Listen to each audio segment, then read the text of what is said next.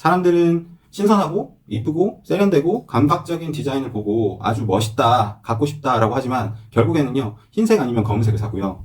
아무리 새롭고 좋고 기능이 뛰어난 초특급 상품들이 나와도요, 결국에는 삼성, LG를 삽니다.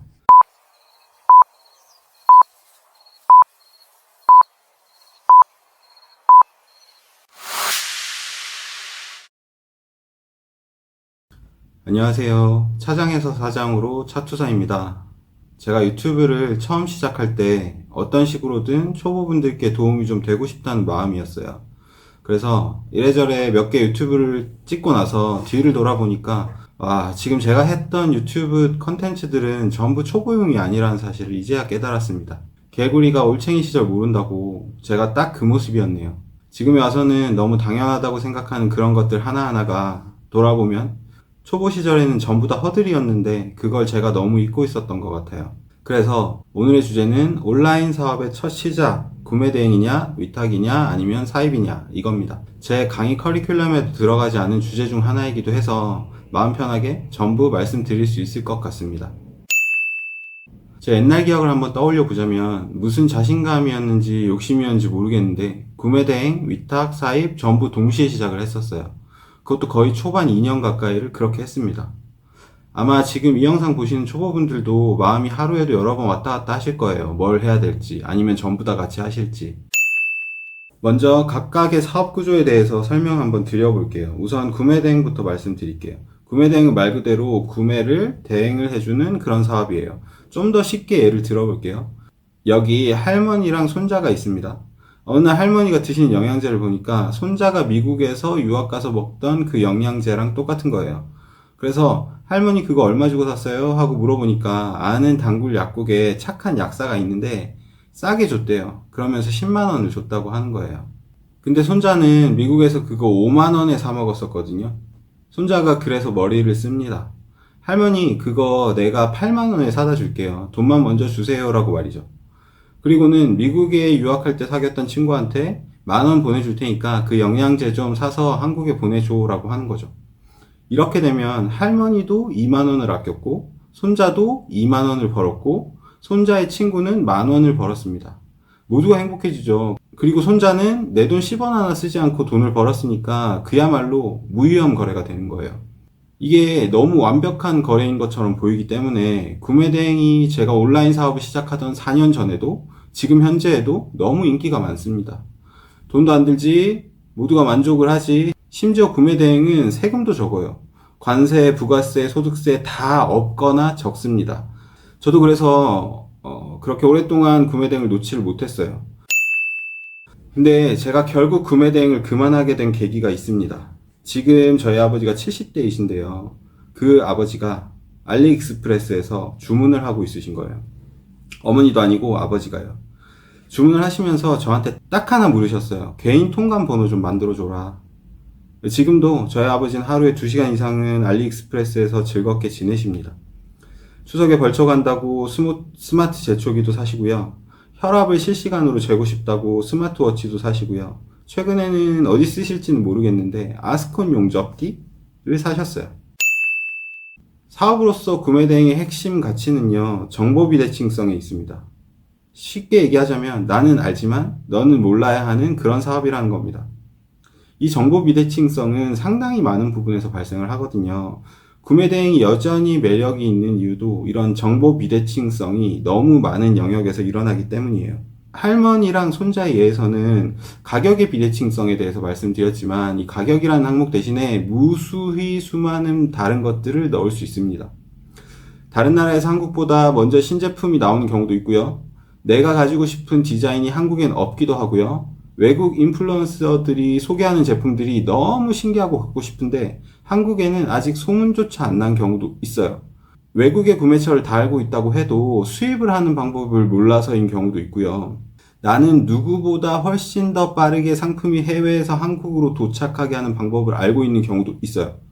그리고 그 나라의 언어가 능숙해서일 수도 있고 이 모든 걸 다 안다고 해도 결국 누군가는 나의 허드렛 일을 대신해 줬으면 좋겠는 그런 경우도 있단 말이죠. 하지만 이런 구매 대행의 핵심 요소인 정보 비대칭성은요, 단 한 가지 이유로 모두 부서져 버립니다. 바로 그건 시간이에요. 시간이 조금만 지나면 남들이 알지 못하는 그 정보들이 모두가 알고 있는 정보가 돼버려요. 사실 지금도 세상에는 수천, 수만 가지의 새로운 상품들이 쏟아져 나오고 있고 매일같이 수천 개, 수만 개의 새로운 정보 비대칭이 발생을 합니다. 그러면 문제가 없지 않느냐라고 말씀하실 수 있죠. 네, 맞아요. 문제되지 않습니다.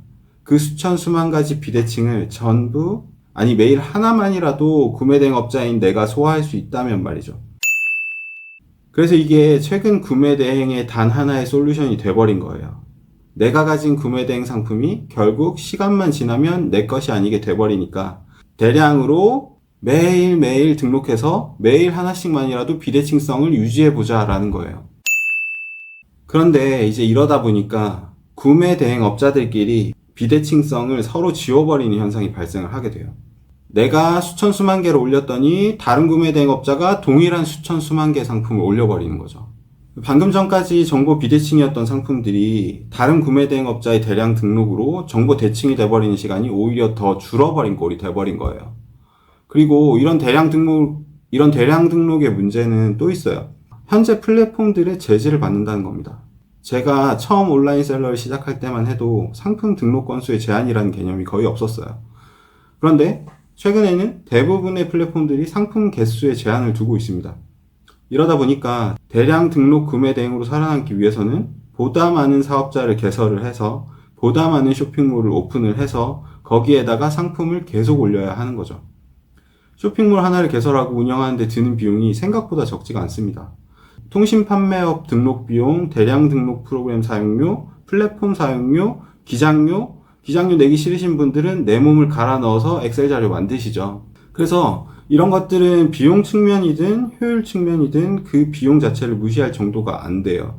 그리고 또 문제가 있어요. 애초에 구매 대행을 통해 구매를 하려고 하는 고객들이 많지가 않다는 거예요. 저도 온라인 셀러가 되고 나서야 알게 된 사실이지만 사람들은 신선하고 이쁘고 세련되고 감각적인 디자인을 보고 아주 멋있다, 갖고 싶다 라고 하지만 결국에는요, 흰색 아니면 검은색을 사고요. 아무리 새롭고 좋고 기능이 뛰어난 초특급 상품들이 나와도요, 결국에는 삼성, LG를 삽니다. 먼저 매를 맞는 그 소위 얼리 어답터들은 한국에서는 오타쿠로 치부될 가능성이 매우 높고요. 한국인 특성상 늦게 배송이 된다는 건 정말 참을 수 없는 일이기도 합니다.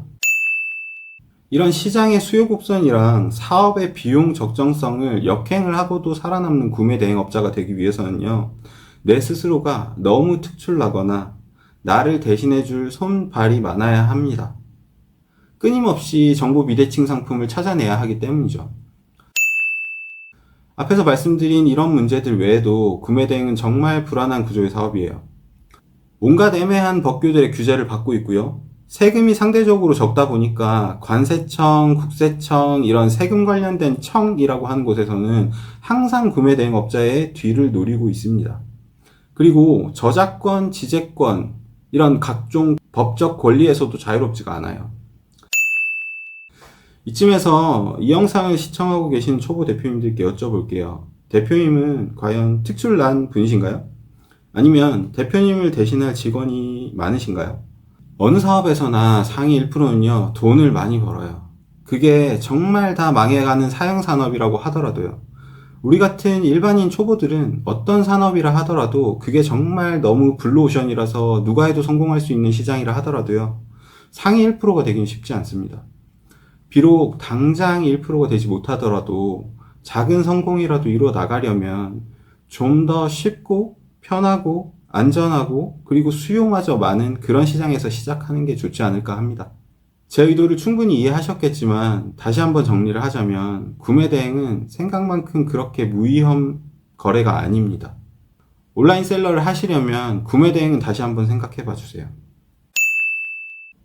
오늘은 여기까지 하고요. 위탁 사입에 대해서는 다음 시간에 이어가도록 하겠습니다.